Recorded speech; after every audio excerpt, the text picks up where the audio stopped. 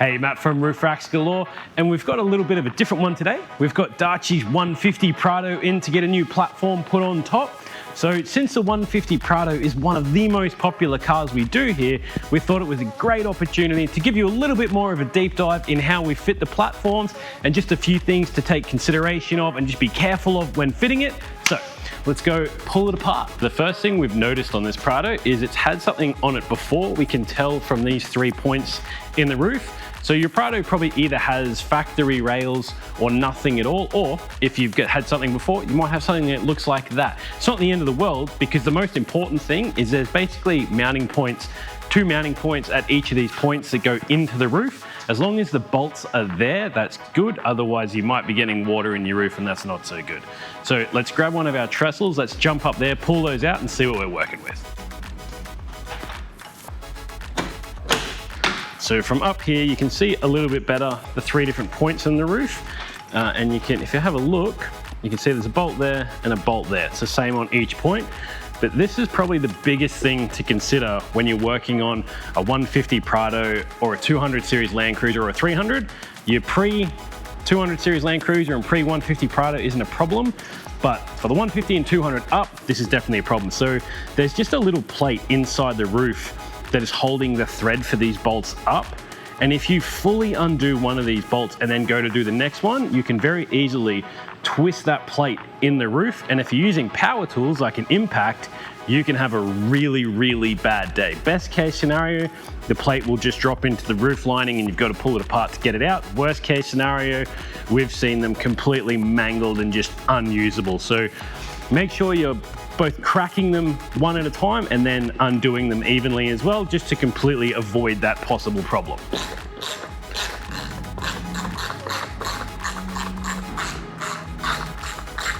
So we've got the first leg undone, so we should be able to just pull it out of the roof, and wow, this car has seen some stuff. So you can kind of see that's the first thread point, that's the second thread point. So they're actually just held up by a little plate in the roof, and if I was to press down on that hard enough, it would just drop in.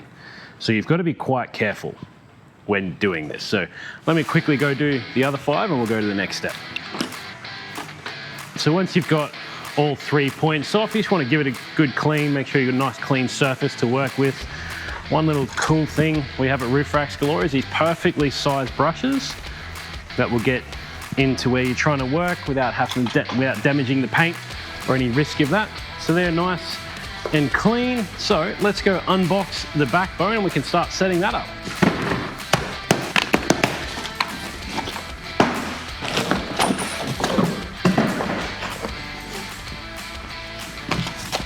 So this is what we're looking for in the backbone box, is obviously the hardware and your 2 spines.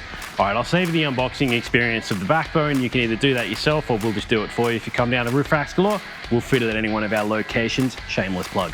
But what we are looking for are the 2 spines and then the hardware. They are directional, the spines as well, so there is a left and a right one. Easiest way to tell is your Rhino-Rack logo goes to the front of the vehicle. There is actually one car that I know of where it goes to the back. If you can tell me what that is in the comments, I'll email you a high 5. So we're back up here on the roof of the Prado, ready to put the backbone in, but there's just one thing I wanted to point out before I get started, is so in the backbone box, Rhino does include these butyl patches for each of the points. This is what's going to stop your roof from leaking, but we do things a little bit different here at Roof Racks Galore. We've got decades of experience and hundreds of thousands of fits under our belt. So what we actually use is silicone, and the reason we use that is you're guaranteed to get a much better seal. If you happen to put a butyl patch on and leave a little bit of a crease in there, or you haven't quite lined it up, you could potentially end up with water ingress in the vehicle, whereas silicone, we're much more guaranteed to get a better seal. And especially on your 150 Prados, 200 series Land Cruisers, 300 series Land Cruisers, this thread actually isn't attached to the roof. I mentioned earlier that it's held on by a plate, which means there's not only the hole going into the roof where the thread of the bolt is going into, but also around it between the actual roof skin and the thread itself is a gapping. So you kind of want to double seal on the Prados and Land Cruisers. So that's just another reason why we use silicone. So the way I like to put the silicone in is I'll go one lap around the circle and then fill it in over the top. So you can see there's a lot of silicone there, and my opinion is more and more is better. So now that's all 6 holes done, and there's one thing that you really want to be paying attention to or be careful of when bolting the backbone down on a 150 Prado. Got my backbone, I've got my 6 bolts with their spring washer and flat washer. Gently sit that on. So get that one through. So I like to basically start one of the front, back and middle bolts, just have them in.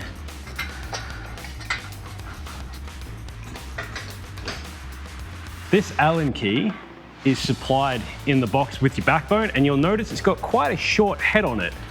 And that's because as I put all these bolts in and start to do it up, the backbone wants to roll over like it's currently doing now, not sitting up like this. That's actually straight. But what that's doing is it's putting the curve in the backbone over some of the bolt heads, which is fine because on these ones and this, it's only the very front and very back one.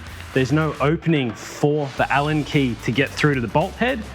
So on this very back and front one, if I sit this on there, you'll see I can just get it on, but it's actually wedging against the top of the backbone. And if I tighten that up, it's going to damage the backbone. It's not going to look good, which is why they give you this small head so you can get it in there and access it. But it does put the back part of the Allen key very close to the roof lining or to the roof.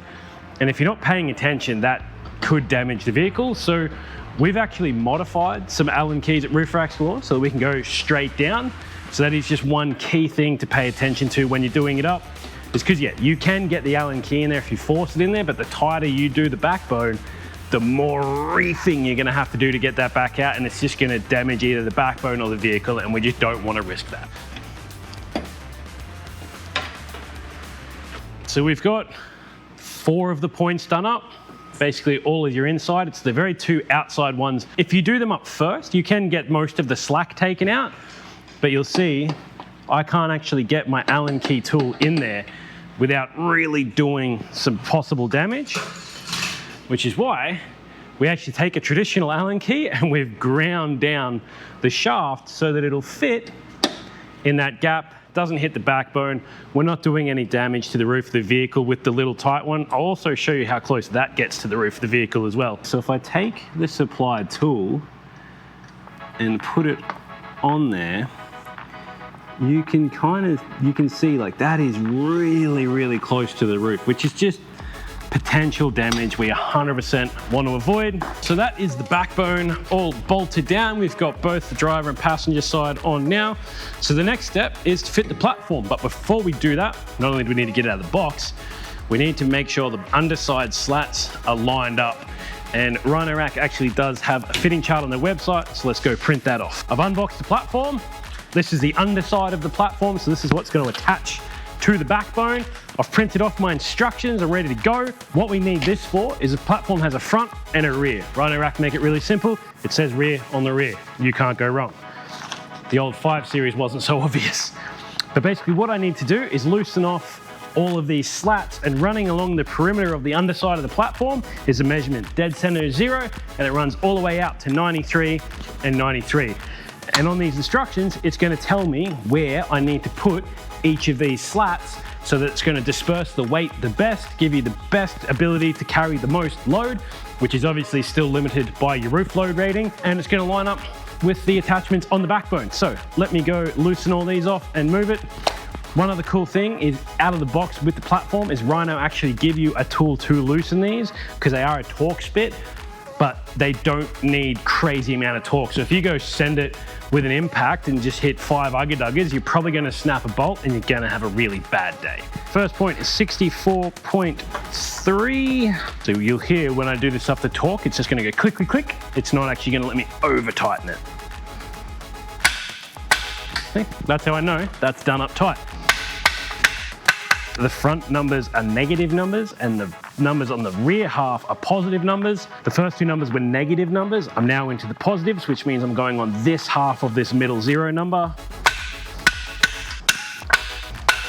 So that's all the perimeters done up now, so I can go through and do every single one of them up.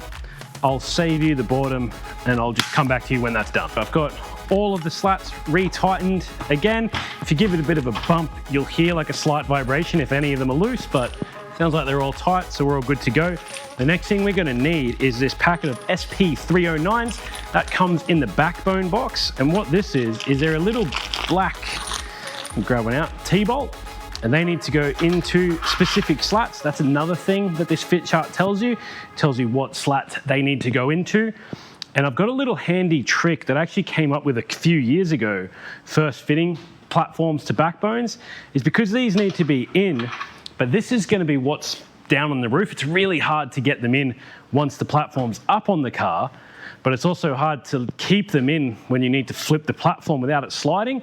So I actually came up with a neat little trick where you can put this in, and then you can actually sticky tape it to the backbone, to the platform, sorry, and it's not going to go anywhere when you flip it over and are moving it around. It makes life just that little bit easier. Once it's up there, you can easily pull the tape off and you get freedom to move that again. So let me attach all of these, and then we are ready to put the platform on the backbone. So the one next thing we want to be doing before we actually put the platform up is we need to grab the wind fairing that's included, because that's going to go on this very front slat here. And you'll notice it's actually the full length of this front underside slat, but it can't be because the backbone's got to bolt up here. So what we need to do is we climb up on our trestles, grab a tape measure, because what we're going to measure is between this point and that point. These are the front points on the backbone where the platform's bolting through to. And we're going to measure that distance and then cut that wind fairing to size, because it's going to go on once the platform's fitted, and trying to measure this up once it's all installed is very difficult. So we'll do that now, get it cut up so it's ready to go.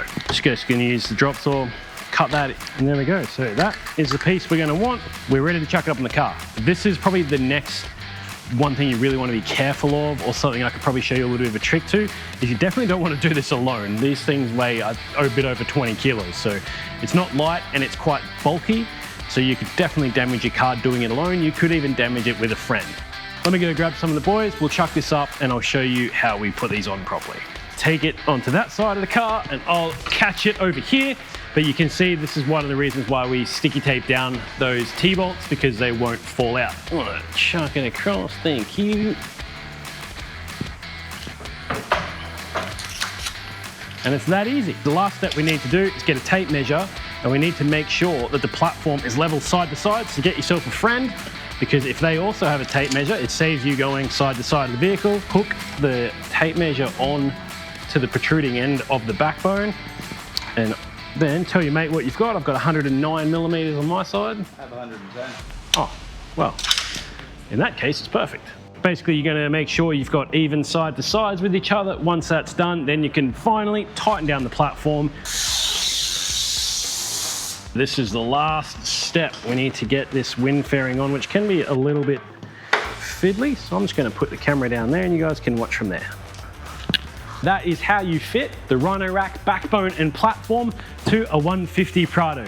I hope you found this video helpful or informative. If you did, make sure you leave us a like, a comment, subscribe to the channel. And if you are in the market for some roof racks, make sure you jump on roofracksgalore.com.au or head down to any one of our 30 locations across Australia and now New Zealand, and the team will gladly help find a solution for you.